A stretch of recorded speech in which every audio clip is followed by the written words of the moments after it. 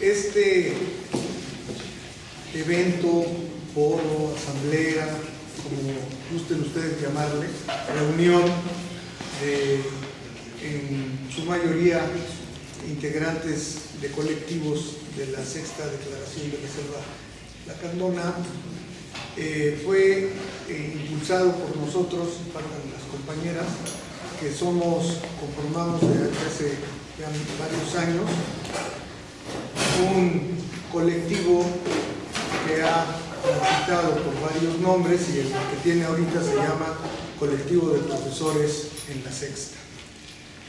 La mayoría de nosotros, no la mayoría, todos, somos profesores de primaria, de secundaria, de nivel medio superior. O sea que tenemos los tres niveles prácticamente en el colectivo. Y la idea de llevar a cabo este intercambio de puntos de vista surgió fundamentalmente porque a raíz de que la reforma educativa neoliberal, acá hay un lugar, que la reforma educativa neoliberal se está llevando a cabo, pues hemos sido invitados a diferentes lugares, a diferentes mesas redondas, a diferentes actos político-educativos y nos dimos cuenta que en muchos sectores de la población pues se conoce muy poco sobre el movimiento que se está llevando a cabo contra la mal llamada reforma educativa, que como se ha dicho hasta la saciedad, es una reforma laboral, administrativa y en contra de los derechos de los trabajadores de la educación. Y eso fue por lo que nos decidimos a impulsar este acto, que es un acto no abierto, tampoco es cerrado, sino no se le hizo una propaganda más que entre los colectivos de la Sexta, con la idea de plantear nosotros, los integrantes del colectivo, lo que pensamos, la idea que tenemos de cómo se puede hacer política educativa, política en los centros de trabajo, cómo nosotros concebimos que podemos marchar abajo y a la izquierda y acompañar a las organizaciones sindicales, como en este caso la CENTE, integrarnos a la CENTE, sin participar en sus órganos de dirección, etcétera, pero luchando codo a codo en abrogar esta reforma educativa. Esa es la principal razón, compañeros, y nos da mucho gusto que estén aquí con nosotros. La dinámica, como pueden ver, somos bastantitos, no es mucho el tiempo que vamos a tener para hablar. Cada uno de los ponentes tendrá de 10 a 12 minutos. Cuando yo soy el del chicotito, así que a los 10 minutos les paso un letrerito que ya tengo aquí previamente elaborado, que dice tiempo, y ya dicho el tiempo, es tiempo. Entonces, para que no exageremos, ¿verdad? Iniciaremos pues con el compañero Héctor Sosa Hernández, quien hablará, hay micrófono por si lo requieren, quien hablará sobre el tema cronología del fracaso educativo en los gobiernos liberales. No creo que sí me escuchan, ¿verdad? Sí. No es exactamente una cronología, sino son los hechos más sobresalientes en los casi 35 años de gobiernos neoliberales en el terreno educativo, porque es un terreno sumamente amplio y sumamente complejo. Lamentablemente tenemos que reconocer que nuestra sociedad a veces tiene una memoria un poquito flaca y van olvidando cosas que sucedieron, pero que van a repercutir hacia futuro o hacia otros proyectos que van a volver a fracasar y ya se olvidó uno de los anteriores. Entonces es en eso, voy a ser muy concreto. Dice: la crisis de la educación en los gobiernos neoliberales. En los casi 35 años que llevamos de gobiernos neoliberales, la crisis de la educación se ha agudizado. Pongamos algunos ejemplos representativos. Durante el gobierno de Salinas de Gortari se hizo la descentralización de la educación, que fue un gran fracaso porque el dinero que se les entregaba a los gobernadores lo utilizaban para otras cosas menos para la educación y no rendían cuentas de ese dinero. Aunado a la alianza que hacían con el CENTE para controlar a los maestros de las distintas secciones del país y con ello darle más poder a la cúpula sindical. Se crea también carrera magisterial, que pedagógicamente no funcionó y solo provocó la división en el magisterio porque se hizo la diferenciación en el salario. Al principio hubo resistencia de los profesores y de la dirigencia sindical. Sin embargo, los incentivos económicos a través de carrera magisterial motivaron a los maestros a aceptar la evaluación. Pero este sistema pronto generó la corrupción con la venta de los exámenes para acceder a carrera magisterial. Además, la comisión conformada por la SEP y el CENTE fracasó y carrera magisterial solo quedó bajo el control del sindicato, que se reprodujo a escala estatal, o sea, en todos los estados. La SEP pretendía que carrera magisterial fuera solo para los maestros frente a grupo, pero la presión del CENTE hizo que carrera magisterial se ampliara a directores, supervisores y asesores técnico-pedagógicos. En el gobierno de Zedillo se reafirma el Acuerdo Nacional para la Modernización Educativa, mediante el cual se realizan cambios en los programas educativos que no coincidían con los libros de texto. Obviamente, tampoco se consiguieron resultados positivos. Vicente Fox impuso la enciclomedia, un proyecto más que pedagógico, resultó en un negocio millonario y entregó al CENTE el manejo de la política educativa. Con Felipe Calderón fue la Alianza para la Calidad de la Educación, con lo que continuó la aplicación de carrera magisterial en complicidad con el CENTE. Los gobiernos panistas crearon el Instituto Nacional para la Evaluación de la Educación, establecieron la obligatoriedad de educación preescolar y educación media superior, la prueba enlace, el concurso de plazas de maestros y la evaluación universal. Aquí nada más quiero aclarar lo siguiente: la obligatoriedad de preescolar y del nivel medio superior, pues el bachillerato, se llevó a la Cámara, pero nada más se aceptó como ley primero preescolar, para que vean cómo las cosas nada más es inventar sin saber si se va a poder hacer. Se supone que la mayoría de los niños que ingresan a primaria no tienen el jardín de niños completo. Entonces, lo que se permitió fue que nada más cursaran el tercer año de preescolar. Entonces, a querer disque avanzar, sí salió la ley, pero no duró mucho. Lo que hicieron fue desaparecerla. No había la infraestructura, no había los maestros o maestras necesarios para hacer obligatorio el preescolar para poder ingresar a la primaria. Pero al cancelar esa ley de la obligatoriedad, lo que sí se impulsó fue el nivel del bachillerato, que se volvió obligatorio. Ustedes saben, el ejemplo más reciente que tenemos, el rumor que se soltó acerca de las vocacionales, que las iban a desligar del Politécnico. O sea, la Secretaría de Educación Pública quería absorber, al establecer la obligatoriedad del nivel medio superior, tener el control de todos los bachilleratos, lo cual ni la UNAM ni el Politécnico, afortunadamente, no lo han permitido. Ha bajado el tronco de materias, o sea, la calidad educativa del nivel medio superior ahorita está en una crisis realmente profunda. Creo que el ejemplo más sobresaliente, si no mal recuerdo, si fue hace un año o año y medio, el Colegio de Filosofía protestó porque se quitaban las materias de ética, o sea, pues lo que quiere hacer el gobierno, gente no pensante. Entonces, sí, con bombo y platillo anunciaron todo esto, pero nada se llevó en los hechos a la práctica.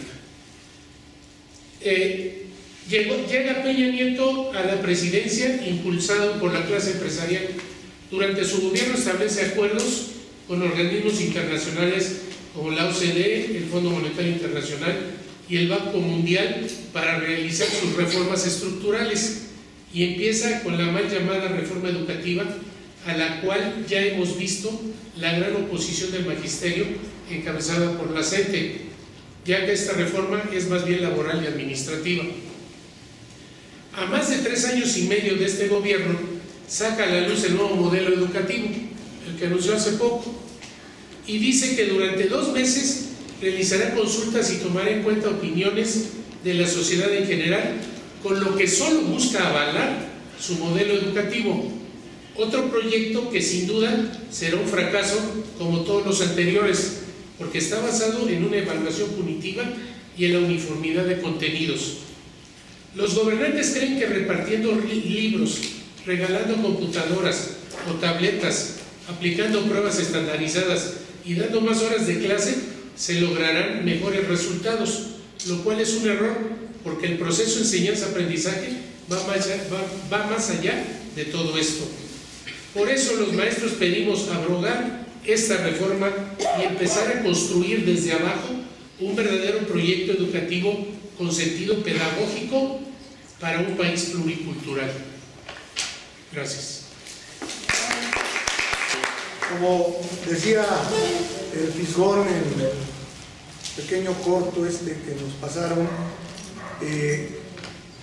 es verdaderamente impresionante cómo en este país se está impulsando una reforma educativa desde arriba, y el principal impulsor es un tipo que no se conoce en las capitales de la República. Saben ustedes que dijo que Boca del Río era la capital de Veracruz, ¿no? O sea, de ese tipo es el presidente que tenemos en la actualidad. Entonces esto nos ha conflictuado bastante, porque hemos tenido nosotros que, los profesores, hemos tenido que remar contra la corriente casi siempre, ¿no? Y en este sexenio se ha agudizado.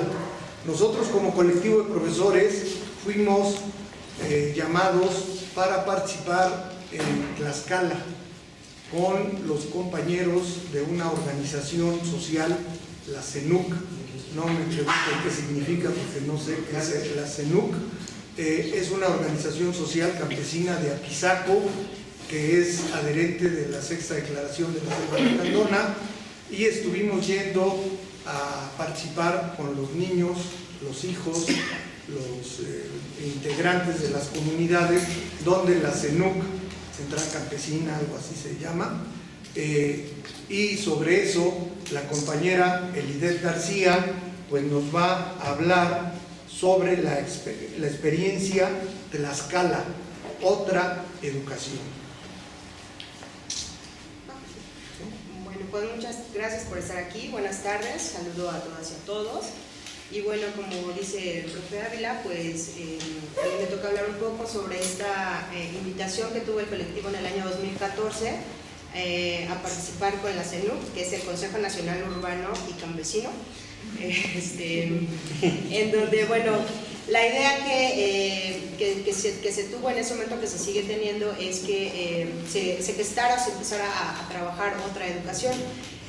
Los compañeros de la CENUC, bueno, empezaron con la inquietud al ver las carencias que existen en el sistema educativo y pues las incongruencias que hay con las necesidades locales de la comunidad, de cada grupo, y con las imposiciones del sistema. Entonces, frente a esto, pues los compañeros se acercan a nosotros, nos hacen esta invitación para empezar a trabajar otra forma, ¿no? Esa experiencia para el colectivo fue muy importante por las siguientes razones, ¿no? Ya nosotros como profesores del sistema oficial, porque bueno, pues eso también hay que recordarlo, como bien dice el maestro, pues vamos siempre remando contra la corriente, ¿no? Entonces, esto nos permite reafirmar que pues la educación pues la debemos de mirar de manera política y con conciencia, ¿no? Cosa que por los planes y programas como ustedes saben pues no lo tiene, ¿no? También nos permitió ver que la educación es una construcción colectiva, que el profesor o la profesora no puede llegar a imponer, olvidando las necesidades de cada uno de los sujetos con los que está trabajando, que finalmente son compas, no es que nosotros seamos superiores. superiores o esto. El proyecto lo empezamos a trabajar partiendo de los principios zapatistas, especialmente mandar obedeciendo, el todo para todos todo, nada para nosotros. Precisamente en esa idea de que los chicos con los que estábamos trabajando empezaran a mirar que la educación es pues, algo muy bello que podemos estar compartiendo y construyendo juntos. Esto también nos llevó a enfrentarnos a cosas pues, complicadas, ¿no? Porque como maestros, pues sí estamos acostumbrados a que de repente pues, nosotros hablamos mucho, ya se irán dando cuenta, por ejemplo, o a veces los chicos no participan y pues nosotros los dejamos, ¿no? Entonces, en este proyecto pues lo que fue pasando es que los compitas pues empezaron a tener la intención, la preocupación, ¿no? de manifestar sus opiniones, de contar lo que pasaba en sus comunidades, de empezar a ver las cosas de otra forma. Acudimos a Tlaxcala, a diferentes comunidades y pues empezamos a hacer la construcción del trabajo basándonos precisamente en cada particularidad del lugar, porque no fue solo, bueno, el centro era Pisaco, pero de ahí nos movíamos a otras comunidades, donde incluso nos quedamos 2 o 3 ocasiones ahí en fines de semana para conocer cómo es que ellos, pues no nada más llegaban al espacio, sino cómo vivían, ¿no? Cómo vivía su comunidad, cómo resistían, porque bueno, hay que recordar que pues estos chicos son hijos de compas que son de la CENUC. Entonces, esta experiencia nos permite también, como colectivo, nos permitió identificar que el Estado pues juega siempre el doble discurso, ¿no? Por ejemplo, en la actual reforma hablan de autonomía, ¿no? Pero es una autonomía a medias o una autonomía según sus conceptos, ¿no? Porque no es una autonomía como la autonomía de la que hablan los compas zapatistas. Bueno, entonces nosotros en este proyecto sí llevábamos la idea y los compitas de allá también de una autonomía pues enfocada con la idea del zapatismo, ¿no? De construir una educación para impulsar el desarrollo y cubrir las necesidades y demandas expresadas por las comunidades, ¿no? No tanto por el sistema educativo que finalmente siempre es excluyente. Enfocado siempre pues a las comunidades, pensamos en hacer una educación rebelde como la que los zapatistas proponen a través de su proyecto Semillita de Sol, porque pues esto rompe las reglas de la educación oficial y además también, como les decía, autónoma, porque no depende del gobierno, sino que se buscan alternativas donde los planes y programas pues sean planeados por las propias personas, ¿no? En este caso no es que llegamos nosotros y como ya somos profes y pues aquí habemos de todo, ¿no? Profes que ya tienen mucha experiencia y otros que no tienen tanta y otros que apenas pues ahí vamos. Entonces no llegamos así como de van a hacer esto, van a hacer aquello, no. Fue una construcción donde los chicos hablaron, donde también sus papás hablaron, donde nosotros como profes también aportamos lo poco que pues vamos, ¿no? Entonces fue un trabajo colectivo. No fue algo pues, que fuera estructurado, ¿no? Se fue construyendo poco a poco y eso pues, nos permite dar cuenta de que efectivamente se puede pensar en otra educación, no en la que nos están imponiendo, no en la que pues quiere el gobierno que sigamos reproduciendo los profes. Sí creemos que el trabajo pues, sí tiene que ser colectivo, que tiene que ser cooperativo entre maestras, maestros, pueblo, comunidad, alumnos, ¿no? etc. Entonces, es un poco como lo que hemos hecho en este caso con la invitación que nos hizo la CENUC y pues muy complacidos, quedamos muy complacidos. Creo que ambos fue un trabajo bastante fructífero.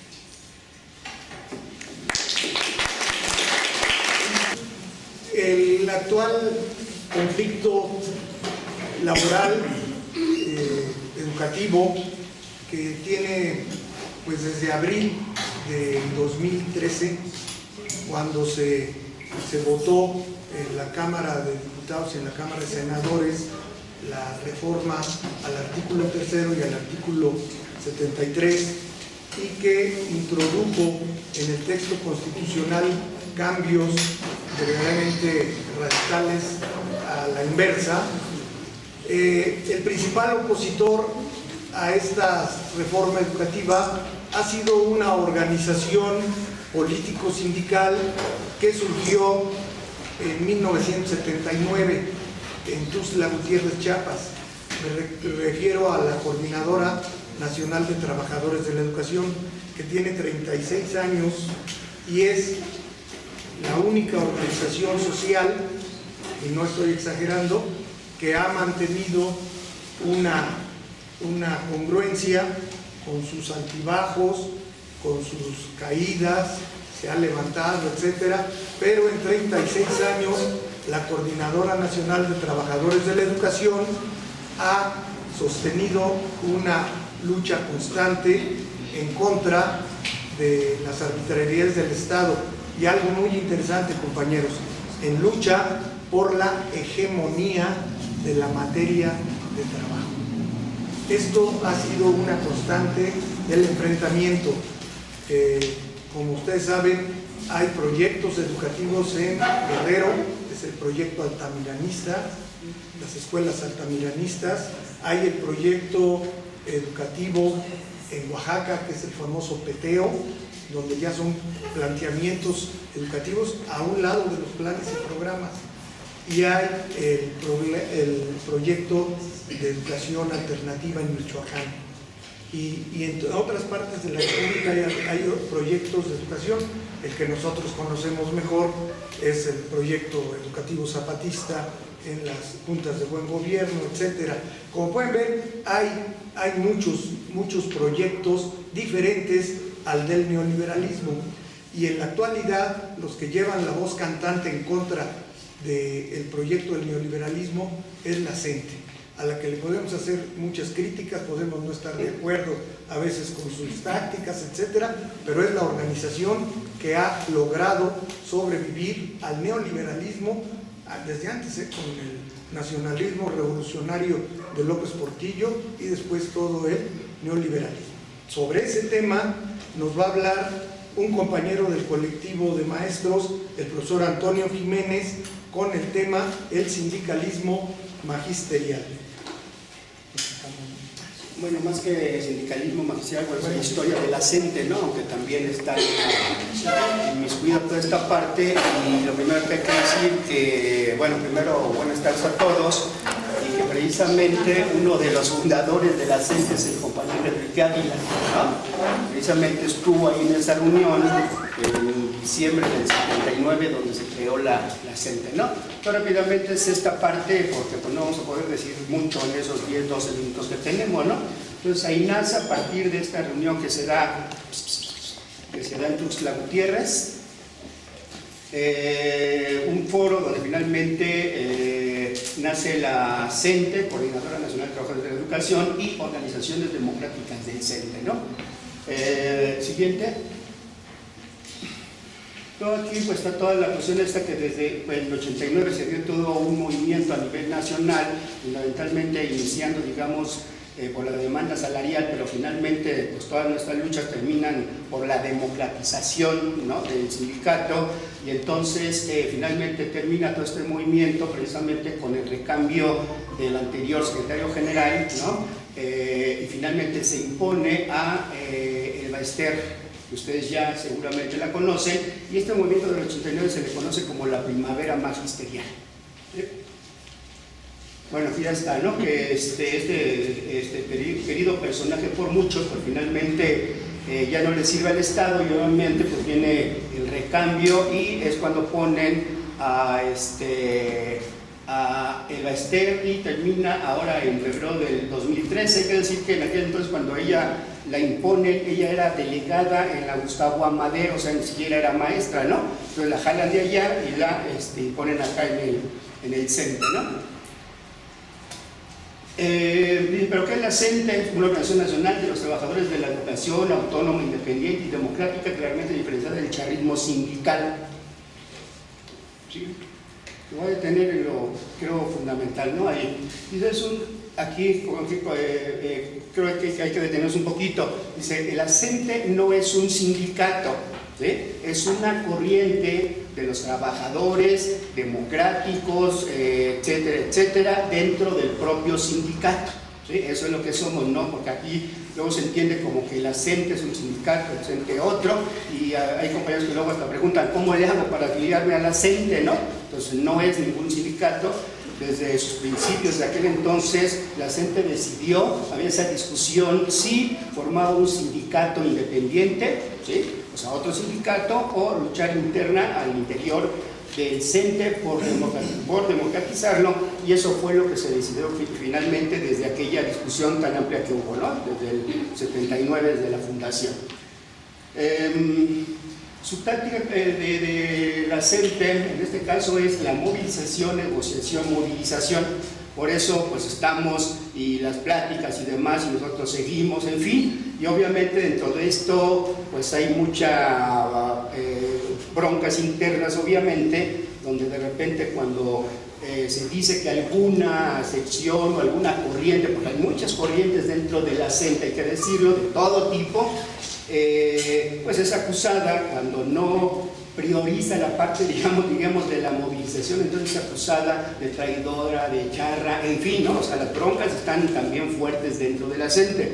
Y en este, bueno, últimamente, digamos, por ejemplo, al secretario general de la novena, digo, hay sectores, ¿no? Pues pequeños, como quieran, lo acusan, luego la bronca que salió públicamente en el caso de Chiapas, en Oaxaca también, en fin, internamente, porque pareciera ser que pues, la CENTE es la panacea, pero no tiene muchas broncas internas, inclusive nosotros podríamos decir, pues, o darles nuestra experiencia particular en la sección 10, fundamentalmente, digamos, aquí en el Distrito Federal, que es a nivel, digamos, de secundaria, ¿no? Y ya les diríamos entonces por qué, o al ratito, digamos, por qué funcionamos también de cierta manera, ¿no? Y priorizamos, digamos, el trabajo precisamente de la sexta y no tanto, digamos, o no tanto, digamos, de la CENTE, aunque estamos ahí metidos, ¿sí? Y el lema de la CENTE es unidos y organizados venceremos, ¿no? Como parte de esta cuestión. Luego viene la parte esta de que a pesar de toda la represión, asesinatos, encarcelamientos y todo lo que pueda ir y venir y demás, pues como decía Enrique ahorita, pues la CENTE ha tenido sus momentos obviamente de baja, de repente como que no existe y de repente ¡brum!, ¿no? Para arriba. Y bueno, lo último, efectivamente, desde que se impone, digamos, la reforma educativa 2013, desde ahí, digamos, si ustedes ven algún video de aquel tiempo, pareciera ser que las movilizaciones son más o menos parecidas a lo que hoy estamos realizando. Lo que es cierto es que hoy, obviamente, las medidas o los métodos que se han tomado o se han llevado a cabo son mucho más radicales que en aquel momento, ¿no? El caso de Michoacán, por ejemplo, la toma de el bloqueo de las vías del ferrocarril, ¿no? Por ejemplo, el bloqueo de las grandes tiendas departamentales, transnacionales y todo este rollo, que es ahora de lo que más se quejan, desde luego, por los empresarios, ¿no? Y entonces ahí viene la respuesta de ellos y pues todo la bronca, digamos, que se ha planteado, digamos, actualmente de cómo se estira, y podemos observar más claramente lo que muchos le llamamos por la lucha de clases, ¿no? Ahí. Entonces ahorita, como están viendo pues cómo está la bronca, como que hay que bajarle, no nos conviene, fundamentalmente a partir del 19 de julio, en el caso de Nochistlán, Oaxaca, ¿no? Con los muertos y demás, y con, se le llama de alguna manera el levantamiento, digamos, en el caso del Distrito Federal, después de ello, que siempre es fundamental el Distrito Federal. No había participado, entonces pues no había negociación, no había pláticas, no había nada, y a partir de esa, bueno, de lo de Nochistlán, Oaxaca, y lo de, digamos, el sumarnos al paro en el Distrito Federal, obviamente eso hace que se abran las puertas para esa llamada negociación, ¿no? Algunos muy críticos, supuestamente radicales, hablan de una comisión platicadora, porque al principio pues no veían resultados, ¿no? de esa negociación. Pues hoy en día podríamos decir que los frutos se están dando, ¿no? Ustedes bien leyeron, yo creo ayer, en el caso de Chiapas ya le están pagando todos los salarios que no les habían pagado desde el 15 de mayo, digamos, que inician ellos, Oaxaca también, con el paro, digamos, nacional, ¿no? Entonces tiene esos desniveles, esos paros, en el caso de Chiapas, Oaxaca, Michoacán, Guerrero, fundamentalmente, y después se van a ir sumando poco a poco otros estados, pero no todos, ¿no? O sea, son en algunos pequeños sectores, en otros más grandes, pero lo que es cierto es que cada vez se suman más. Podríamos comparar antes, en el 2013, cuántos estados, digamos, participaron. Obviamente fueron mucho menos de lo que hoy se está dando, ¿no? Y terminamos, creo, ya con la parte esta de, bueno, lo que decía Águila, ¿no? 36 años ya de la CENTE, y de los estados, algunos más destacados nos dice ahí Chiapas, Oaxaca, Guerrero, Michoacán, Morelos, Hidalgo, en fin, en algunos momentos algunos más activos que otros, pero fundamentalmente los 4 que inician, que ya mencioné, desde Chiapas, Oaxaca, Michoacán y Guerrero, y en ese orden diríamos, son los que han estado, digamos, al frente de toda esta cuestión, ¿no?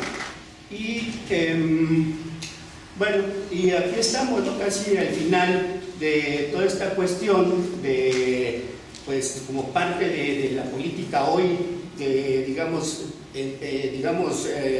hacia los sindicatos, obviamente es desaparecerlos o ser parte, como si fuera una oficina más del gobierno, del patrón y demás, y entonces aquel funcionamiento del sindicato, digamos, de servir realmente como un organismo de defensa de los trabajadores, realmente eso es para todo el mundo el que esto desaparezca, y al contrario juega un papel diferente, ¿no? Por eso vemos que el CENTE no es nuevo, siempre lo han venido haciendo, de sumarse simplemente a la política institucional, pues finalmente es en contra de los trabajadores, ¿no? Siempre ha sido así. Y cuando ellos han firmado o logrado algo, es porque atrás hubo una movilización de la CENTE, y finalmente, como tienen la titularidad del contrato, pues finalmente ellos son a los que les firman y demás, ¿no? Como muchas cosas que ahora, digamos, han ido logrando.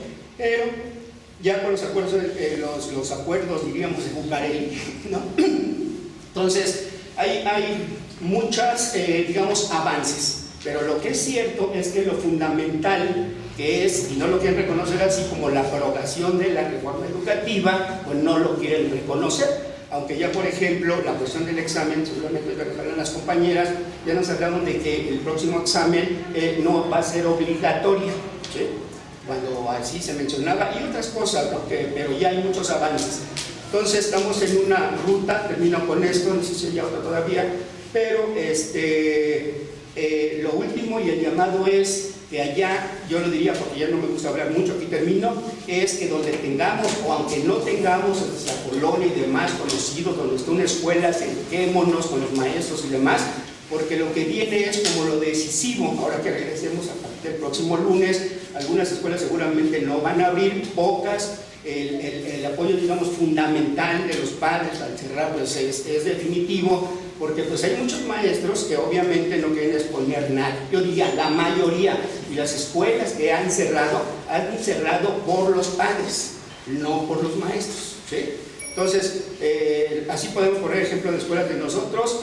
Claro, de diferente manera, algunas escuelas con 2, 3 padres son los que cierran, algunos 2, 3 maestros apoyando y los demás desligándose, se puede decir, por miedo, muchas cosas que están ahí, pero no quieren exponer nada, ¿no?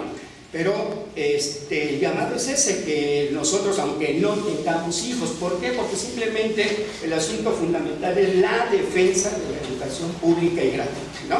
No es la defensa de los maestros. ¿Sí? No vamos a defender al compañero que lo van a correr y finalmente sabemos que hay riesgos y demás, en un momento nos corren, no será la primera vez, pero finalmente tener claro de qué se trata. ¿Sí? Entonces yo... ¿Cómo los integrantes del colectivo de maestros de la Sexta nos hemos organizado desde hace años? Prácticamente pues estamos organizados como colectivo de la Sexta desde que salió la Sexta, ¿no? Hace 10 años aproximadamente. Entonces, ¿cómo nos hemos ido organizando para resistir, para luchar, sobre todo para ver en qué espacios podemos incidir y cómo podemos caminar junto con la gente? ¿Cómo podemos nosotros escuchar y quitarnos el discurso que muchos, entre ellos yo, lo tenemos, de decirle a la gente qué hacer y decirle a la gente cómo actuar y dar línea, como decíamos hace años en la política estudiantil, tirar la línea? Eso es muy difícil porque ya lo traemos, entonces tenemos que volver a reeducarnos y pensar y volver a caminar junto con la gente y escuchar a la gente. Y eso a veces cuesta trabajo. Y a nosotros nos ha costado trabajo, pero ahí la llevamos. Una compañera maestra, Michelle Víquez, nos hablará sobre la resistencia del colectivo de profes en la Sexta frente a la reforma educativa. Nada más así. Ya no le muevo. Bueno, en este caso ya los compañeros ya les hablaron, les platicaron de nuestra labor como colectivo, pero pues me toca a mí la labor en las escuelas. Entonces les preparé un documento y si me permiten leerlo, a continuación lo voy a hacer. La resistencia del colectivo de profes en la Sexta frente a la reforma educativa. De acuerdo con los principios de la Sexta, como colectivo de profesores adherentes a la Sexta Declaración, coincidimos en que, al igual que ustedes, somos para el capitalismo mercancía y para el neoliberalismo instrumentos de explotación, sobrevivientes a estas condiciones extremas, visualizando diariamente a los padres de familia, alumnos, compañeros, trabajar para apenas mal comer, mal vestir y mal vivir.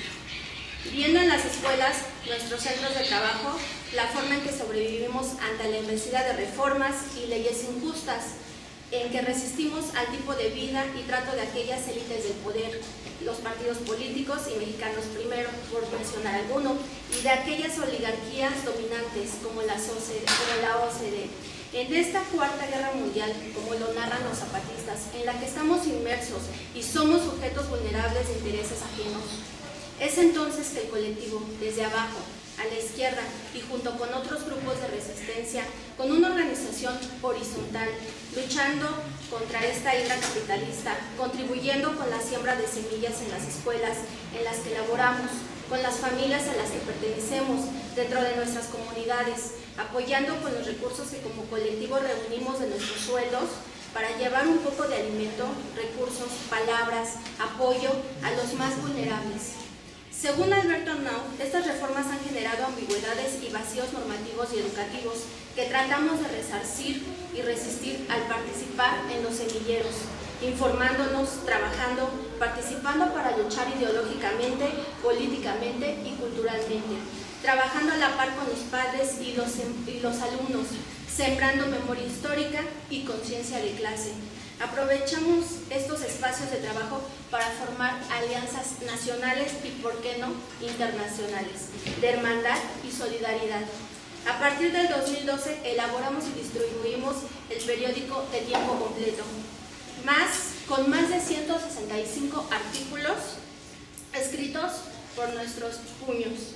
Trabajo que llevamos a cabo para informarles y platicarles sobre las reformas que nos afectan, en el que no solamente se tocan temas educativos, sino también temas sociales y culturales que nos afectan a la humanidad. Participamos en los movimientos y movilizaciones para alzar la voz y caminar junto con ellos. Resistimos estas políticas injustas y con consecuencias laborales y educativas graves en contra de nuestra integridad. Un ejemplo de ellos somos el maestro Carlos y su servidora, que se nos obligó a presentar el examen impune y sobre todo que tiene consecuencias laborales inmediatas en nuestro trabajo, como los despidos de compañeros sin goce de percepciones y derechos. Según Goodman, nos menciona que las generaciones adultas tienen derecho por lo menos a opinar y ser escuchados acerca de la reforma en la que se educan o van a educar a sus hijos. Nosotros pensamos que todos tenemos derecho a participar en la estructura de cualquier reforma, a participar en la educación, en la elaboración de planes y programas y en los cambios de cada sexenio o de cada año o cualquier otro que nos puedan surgir. Guevara Niebla comenta que el mundo escolar es un universo herméticamente clausurado, centrífugo y de autoconsumo, por lo que participamos en proyectos educativos alternativos, abiertos como la Escuela Zapatista y Tlaxcala o bien estos semilleros. Colaboramos y asistimos a los Comparte, pues coincidimos en que sufrimos explotación y despojo. Ante ello, ejercemos nuestro derecho de soñar, leyendo, informándonos y preparándonos para caminar soñando, educando, como lo dijo Eduardo Galeano, en busca de esa utopía que puede ser realidad, que está en el horizonte y que diariamente nos hace caminar hombro a hombro y pare. Gracias. Es increíble, o bueno, a algunos nos ha tocado ver la metamorfosis que puede tener una persona, un ser humano. Por lo general siempre involucionan hacia la derecha. A mí me tocó convivir con Gilberto Guevara Niebla momentos difíciles y me tocó escucharlo. Y ahora pues es verdaderamente el vocero del neoliberalismo más conservador y reaccionario en la educación de este país, ¿no? Eso es algo muy interesante, cómo va cambiando la personalidad, los intereses de las personas y bueno, se venden como mercancía, como eso es el neoliberalismo. Los profesores somos una mercancía, incluso ya nos quieren quitar el nombre, ya no vamos a ser profesores ni menos maestros, obviamente, vamos a ser facilitadores. Esa es la idea del neoliberalismo. Me decía Echenique que vio ahí unas líneas que yo escribí hace rato que platicamos ahí a la entrada, y es que es muy interesante. Estas granujas, pillos que se han adueñado del Estado, del gobierno y del Estado, acordaron con la OCDE, fíjense bien, reducir en un 40% la planta de maestros para el 2028. Si somos 1.100.000 o 1.200.000 o 1.000.000, para el 2028 tendremos que ser 600 o 700.000 maestros. Y eso es lo que empezaron, y creían que iban en caballo de hacienda con el cesadero de maestros y no pensaban que se les iba a incendiar medio país como se les incendió. En ese sentido, va a hablar otra compañera maestra de historia, por cierto. La mayoría son profesores de historia aquí, que nos va a hablar sobre articulación curricular y neoliberalismo, la compañera maestra Itzel Jacobo. Bueno, pues muchas gracias por asistir, compas. Qué bueno que estos llamados siguen siendo muy acudidos, de verdad se los agradecemos mucho. Y justamente como mencionaba el profe Ávila, pues esta campaña de desacreditación de los maestros es verdaderamente violenta, y a partir del tema del cual voy a hablar, que es el currículum y el neoliberalismo, voy a tratar aunque en verdad es un comentario muy somero, porque si quisiéramos hablar sobre el currículum tardaríamos, bueno, las horas, ¿verdad? Pero solamente es un comentario al currículum, y al margen comentar un poco cómo los compañeros zapatistas pues nos ayudarían a analizar el currículum mediante el cual estamos trabajando, ¿no? Ok, bueno, entonces todos nos sabemos que el currículum es, digamos, un conjunto de valores, de haceres y de conocimiento que a nosotros como docentes pues se nos imponen las escuelas para desarrollarlo, ¿no? Y bueno, para no estar errando, por aquí tengo algunas notas escritas, y bueno, sabemos que el sustento filosófico de la educación es el neoliberalismo, y desde allí se estructura la imposición curricular. La lógica de esta construcción del currículum propone al ser humano como eje rector de los principios pedagógicos. Ser, hacer y saber son los pilares de la formación de los y las alumnas en las aulas. Sin embargo, el currículum oculto que subyace en los planes y programas indica que esta formación privilegia el desarrollo del capital humano, es decir, que garantiza la formación de mano de obra calificada y tecnócratas funcionales. La estructura, la visión y el modelo educativo han deslindado el currículum de lo social y lo han subordinado a las órdenes del gran capital. Tal es el caso del Pacto de Bolonia en 1999. Donde se alegó incursionar el currículum de la educación media superior a los intereses de mercado, para así paulatinamente se extendiera a otros puntos geográficos y otros niveles educativos. Ejemplo contundente es lo que la reforma educativa está haciendo en agravio de la educación pública y básica. Por otro lado, analizar el currículum desde la óptica de su desarrollo sería reordenar la idea de un currículum pensado desarticuladamente, exprofeso, para atender los intereses del desarrollo del capital.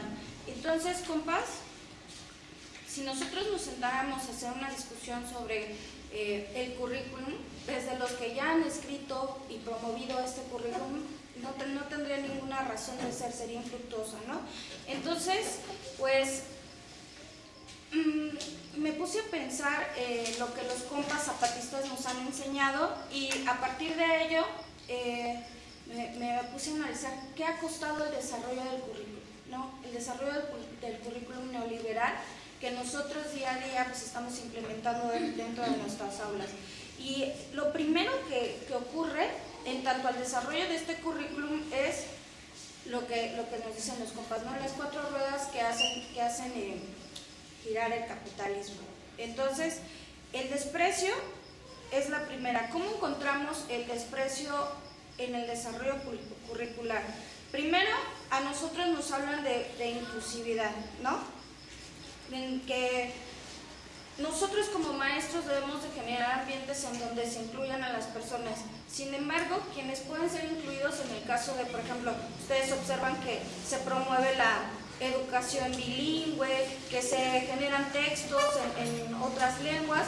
Sin embargo, la educación inclusiva lo que pretende es adentrar a esas otras culturas, a esta estructura neoliberal. Sin embargo, no hay como que una digamos, disposición por parte de la parte oficial de adentrarse realmente a las tradiciones y a las culturas y a las lenguas, ¿no? Entonces, esta educación de inclusividad nos habla del desprecio que tienen las élites por las etnias de nuestro país y por las clases proletarias, ¿no? Porque, como lo decía Hugo Boitres en su libro de La medida de una nación, justo en la aplicación del currículum es donde más podemos ver la lucha de clases, ¿no?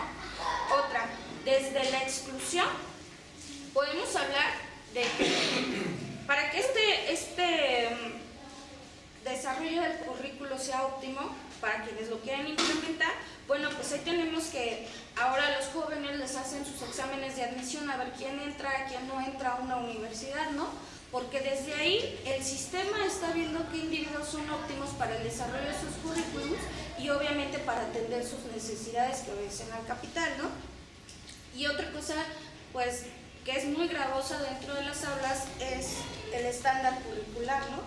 O sea, si un joven no puede llegar a tener o no logra cubrir estas expectativas, estos estándares, entonces el joven es así catalogado, etiquetado como, pues, no puedes, ¿no? O sea, eso es la exclusión en la práctica. Y el despojo, digamos que cuando yo, justo emanado de la exclusión, cuando yo voy a hacer un examen y no me quedo en la UNAM, no me quedo en la UAM, etcétera, etcétera, etcétera, pues en ese momento el sistema me está despojando de mi derecho a estudiar, ¿no? De mi derecho a la educación. Y por otro lado, no sé, supongo que tenemos conocimiento de que en algún momento se hicieron reformas digamos, a los planes de estudio de las normales rurales.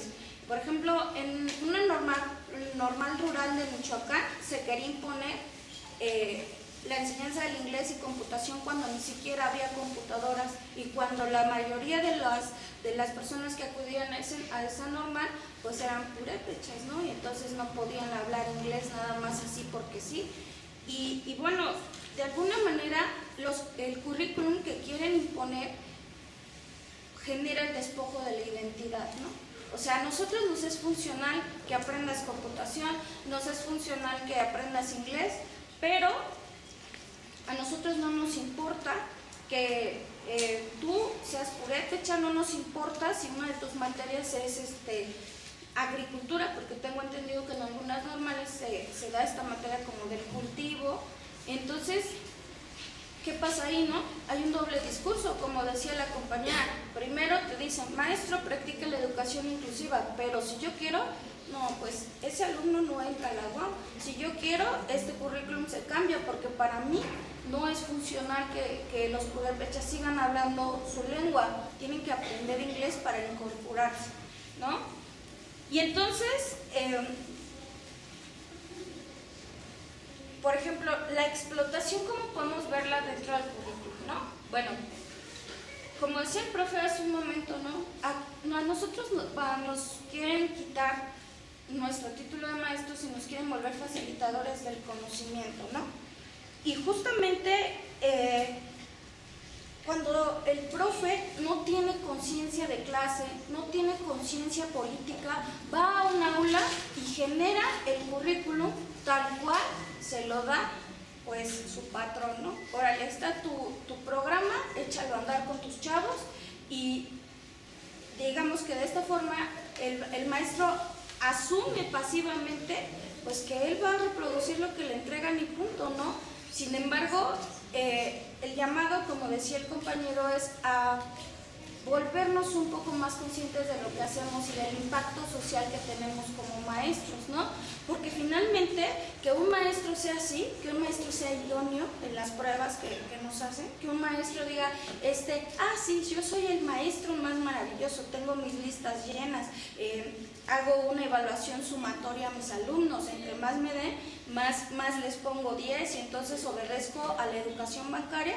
Bueno, pues ese tipo de maestro que tanto le agrada a la clase política, pues le sirve, porque ese maestro, al reproducir el currículum dentro de su aula, pues está favoreciendo el desarrollo económico de su país.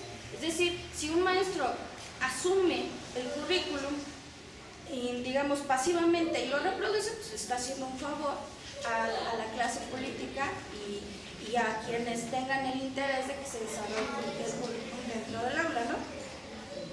Y bueno, voy a leer otras notas que tengo aquí. Eso es en tanto a las 4 ruedas que mueven el capital, ¿no? Despojo, desprecio, explotación y exclusión, ¿no? Pareciera que no, pero en la implementación, en el desarrollo y en la creación de los currículums que nosotros, digamos, implementamos en el aula, podemos encontrar que el neoliberalismo ha permeado hasta nuestro propio quehacer, y no es lo más grave, sino que ha vuelto a nuestros alumnos sujetos, mano de obra barata. O sea, nuestros alumnos dejan de ser seres humanos para convertirse en una oportunidad de tener mano de obra calificada, ¿no?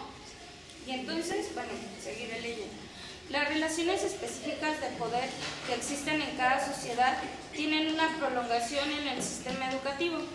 En los distintos intereses van a tratar de hacerse valer, de alcanzar algún grado de legitimidad, pero también las contradicciones que día a día generan los modelos de relaciones laborales e intercambio, la producción cultural y el debate político van a tener algún reflejo en las instituciones y aulas escolares. Las políticas educativas de la era global se centran en lo inmediato, pero no se piensa en lo que pasará a futuro, como se ha mencionado antes. La liquidez de los tiempos modernos y su aceleración no permiten darse el tiempo de pensar en el futuro, y se promueve la educación como eje direccionador de las sociedades.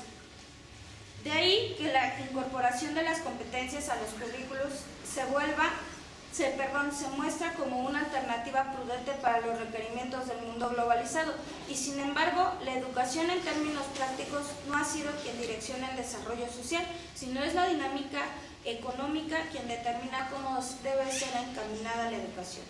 En América Latina, por ejemplo, desde la década de los 70 se registran casos nacionales en que los estilos asumidos enfatizan el libre juego de las fuerzas del mercado, asignándole al Estado un papel subsidiario y también a las políticas sociales y educativas. En este sentido, cuando analizamos las políticas educativas que se implementan en América Latina, los organismos económicos internacionales no pretenden como objetivo principal que la educación sea una impulsora del desarrollo humano. Lo que se pretende es movilizar el PIB de los países para fortalecer la economía mundial, tal y como lo plantea el Banco Internacional de Desarrollo. En este marco, América Latina se incorpora a las tendencias de la política educativa neoliberal europea, que pretende financiar ciertos sectores académicos, siempre y cuando se garantice a través de su escolarización la producción de capital humano rentable. Muchas gracias. Bueno, son 2 o 3 cosas muy rápido. Nosotros, como lo dijeron, creo que lo dijo Lidet, sacamos un periódico y ahí está nuestro periódico que se llama El Tiempo Completo. Ojalá y se puedan llevar un número. Esa es una. La otra, hace 15 días, no recuerdo la fecha, pero fue un domingo, estuvimos en Casa de Ondas, los colectivos, y ahí se reunió un dinero. Al finalizar este acto, según tengo entendido, los que gusten nos trasladaremos aquí al plantón de maestros, que está aquí a 3 cuadras, 4 cuadras, y se entregará el dinero que se reunió en Casa de Ondas. Y tercero, nuestro colectivo forma parte de la 6ª Declaración de la Selva. Entonces nuestra preocupación siempre ha sido cómo interpretamos, cómo caminamos, cómo vemos la educación zapatista, porque ustedes saben que las comunidades indígenas zapatistas, bueno, para empezar no hay maestros del CENTE o de la CENTE, porque allí es la CENTE de Chiapas, no hay. Los normalistas, los maestros zapatistas se forman en las propias comunidades, en sus propias escuelas. Es otro concepto de educación muy interesante, es totalmente nuevo para comunidades con características específicas, etc. Entonces, nuestra preocupación siempre ha sido ver cómo logramos entender, sacar lo mejor de ellos y aplicarlo aquí en este monstruo de ciudad, que no es nada sencillo, no es nada fácil. Las condiciones son diferentes. Todos ustedes, como integrantes de colectivos, pues se habrán dado cuenta que una cosa es la teoría, pero cuando lo trata uno de bajar, ahí es cuando la puerca tuerce el rabo, ¿no? En ese sentido, yo recordaba que los alumnos de las escuelas zapatistas nunca han hecho o nunca habían hecho un examen individual, así como los que hacemos nosotros, y menos de llenar bolitas, ¿verdad?, estandarizados. Y les daban muele y muele al maestro, un maestro que iba ahí de visita, que querían hacer un examen, que querían ver cómo se hacían los exámenes allá. Entonces les digo, pero estos son exámenes individuales. No, pues queremos ver cómo se hace. Total, lo estuvieron presionando al maestro, que dijo, está bien, vamos a hacer el examen, su examen, cada uno va a tener su examen, y les repartió las hojas.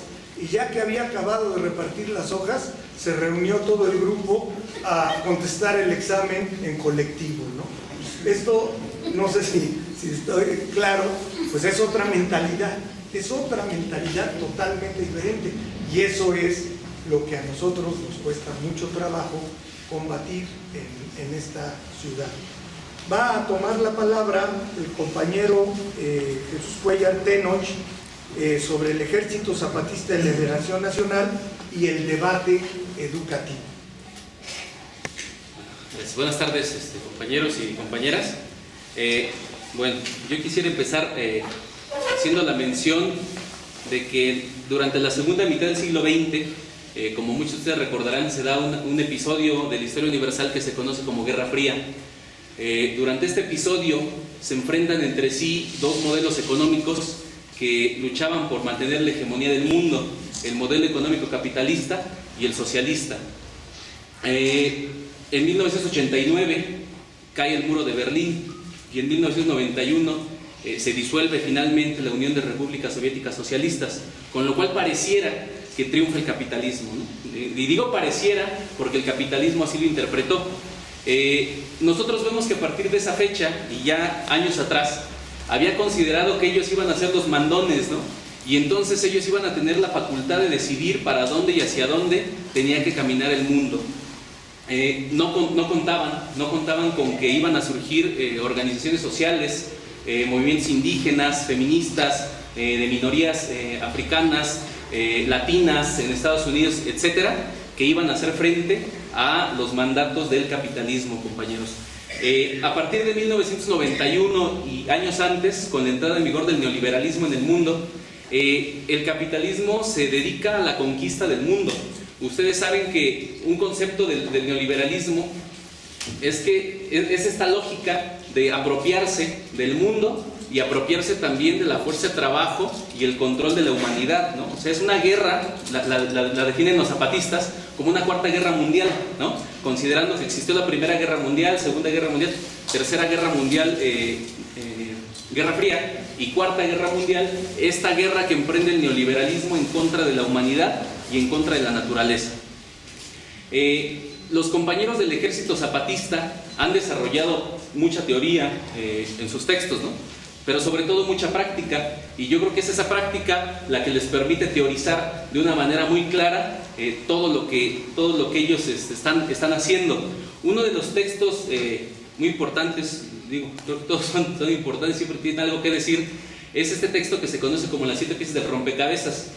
En este texto plantean muy claramente, ¿no?, la lógica del neoliberalismo. Ellos dicen que la lógica del neoliberalismo consiste en destruir y despoblar lo que existe actualmente para que posteriormente se pueda reconstruir y repoblar bajo una lógica distinta. Evidentemente la lógica nueva pues es la lógica del mercado, la lógica del neoliberalismo, donde todo, como ya lo decían las compañeras, se convierte en mercancía.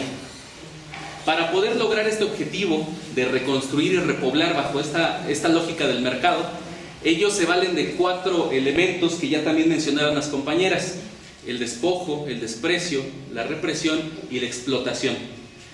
Comento esto porque evidentemente esto no se mueve solito, ¿no? Es decir, el neoliberalismo no avanza sin resistencias.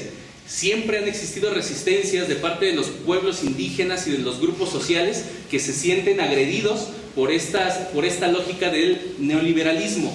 En este caso, recuperando un poco lo que decía el compañero Toño, que nos hablaba de la Coordinadora Nacional de Trabajadores de la Educación, esta surge en 1979 y en 1983 surge en la clandestinidad el Ejército Zapatista de Liberación Nacional. Coincidentemente, ambos movimientos en Chiapas, ¿no? Y esto hay que rescatarlo, ¿no? Porque Chiapas pues siempre se ha distinguido por ser un estado rebelde y que hasta la fecha mantiene una dura resistencia en contra del neoliberalismo.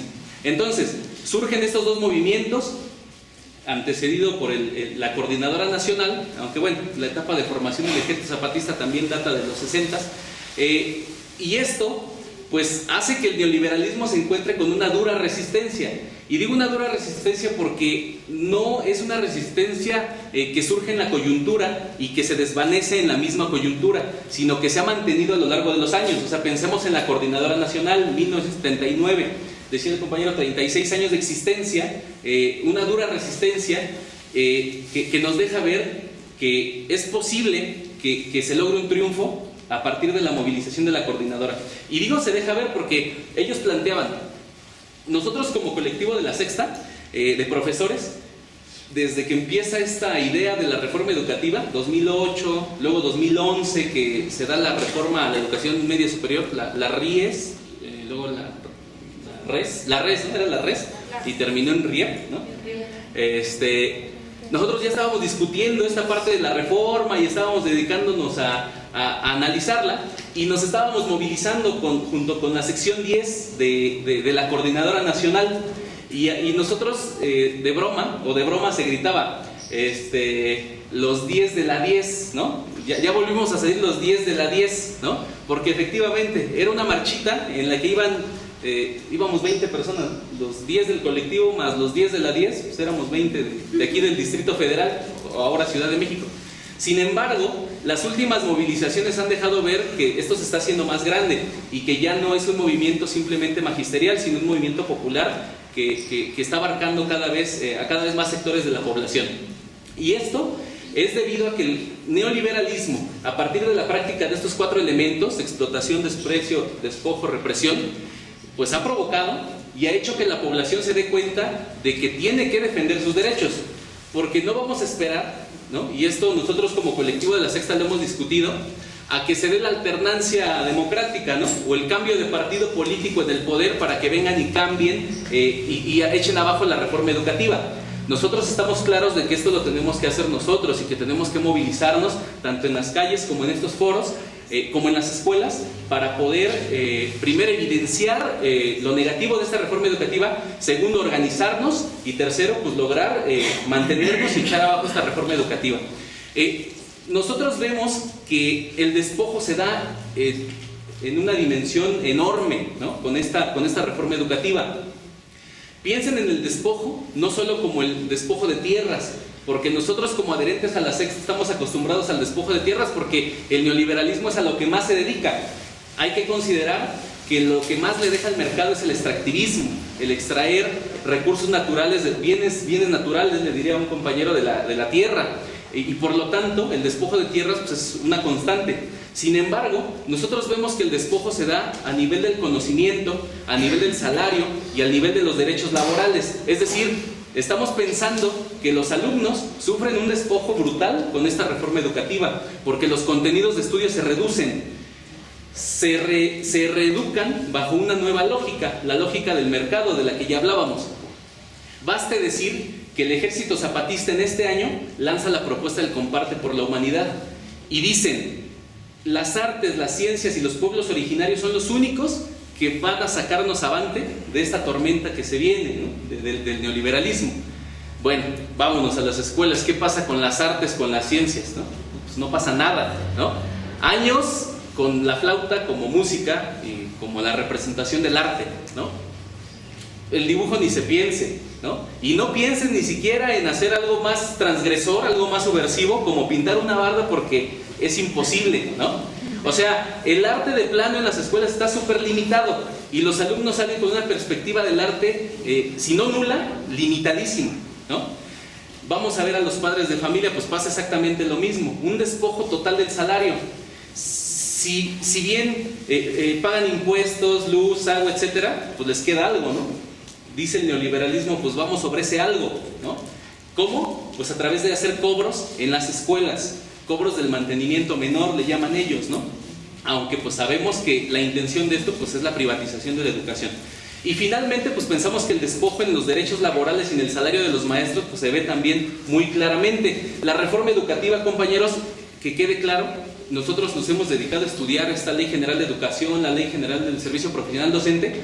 En ningún punto plantea cómo va a mejorar la educación. Lo único que plantea es cómo va a contratar y cómo va a despedir maestros y cómo los va a recontratar. Es decir, esta perspectiva de reconstruir, reordenar bajo una nueva lógica, ¿no? La lógica de ya no tienes derechos laborales, ahora te puedo despedir cuando quiera, ahora te puedo pagar lo que quiera, ¿no? Esto respecto al despojo. El desprecio pues también es evidente, compañeros. Nosotros vemos que al Estado no le interesa lo que nosotros digamos, al mercado pues mucho menos, ¿no?